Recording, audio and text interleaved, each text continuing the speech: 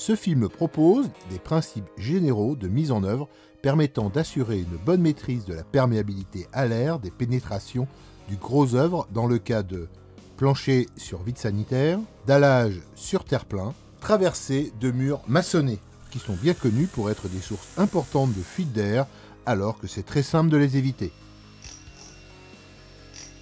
Dans le cas d'un plancher poutrelle ourdi isolant sur vide sanitaire, ces travaux sont à exécuter avec les mêmes principes lorsqu'ils sont réalisés à l'avancement de la pose des poutrelles et ourdis neufs.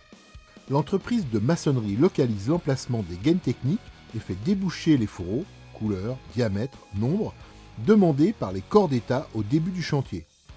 S'assurer que l'on dispose du matériel nécessaire et suffisant pour effectuer les travaux. Quand les fourreaux sont très différents, positionner les fourreaux en veillant à assurer un écartement entre eux d'au moins 4 cm afin que le béton en garantisse un enrobage correct. Dans la mesure du possible, on ne coupera pas les treillis soudés. Une première méthode consiste à mesurer le diamètre du fourreau et à le reporter sur le ourdi.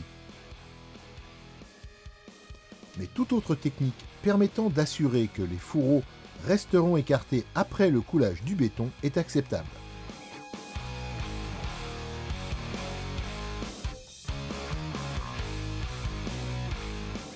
Ensuite, effectuer le percement du ourdi d'un diamètre légèrement supérieur à celui du fourreau. En fonction du matériel disponible, on peut s'aider d'une scie cloche pour amorcer le percement. Puis, on découpe le ourdi facilement à la main. Ne pas oublier de sortir les fourreaux d'une longueur suffisante. Ainsi, ils pourront ensuite être coupés à volonté par les corps d'État concernés. Si l'on a correctement suivi la procédure, l'espacement suffisant entre les fourreaux sera garanti. Si les percements sont trop grands, le béton pourra passer entre le fourreau et le ourdi. Pour éviter ce problème, on peut reboucher cet espace avec un film autocollant de chantier ou une mousse expansive.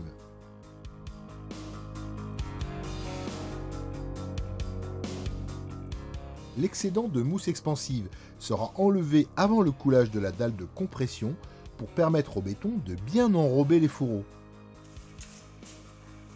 On peut maintenant passer au coulage du béton.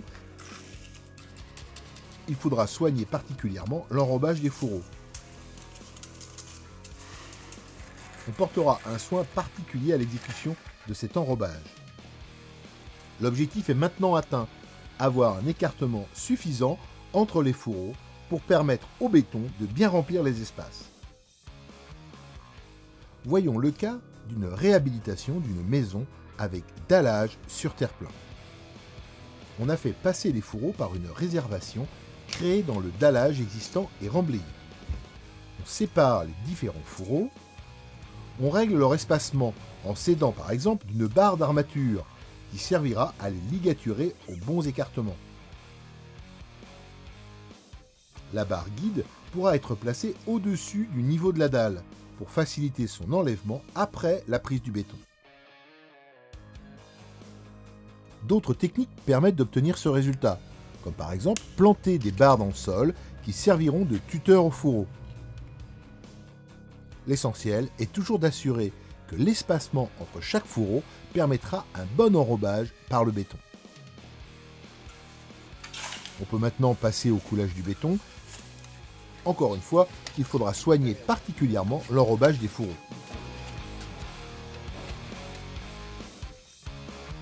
Après la prise du béton, les ligatures pourront être enlevées, ainsi que la tige utilisée au montage. Si des aciers verticaux ont été utilisés, on veillera à les couper au ras du dallage. Dans le cas d'une traversée sur mur maçonné, après avoir repéré le positionnement et le diamètre de la pénétration à réaliser, un percement grossier pourra être effectué.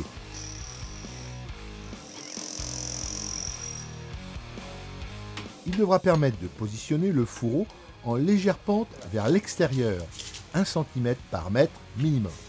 Le fourreau devra être suffisamment long pour dépasser vers l'intérieur et l'extérieur en tenant compte de la position, de l'épaisseur de l'isolant et des revêtements des autres corps d'état. Un bourrage de l'alvéole sera effectué avec un mortier sans retrait pour assurer un lit de pose au fourreau. Une fois le fourreau mis en place, le calfeutrement avec le mortier sera achevé. On vérifiera enfin que la pente du fourreau est bien dirigée vers l'extérieur. Une exécution soignée de ces points singuliers contribue à la maîtrise de la perméabilité à l'air du bâtiment.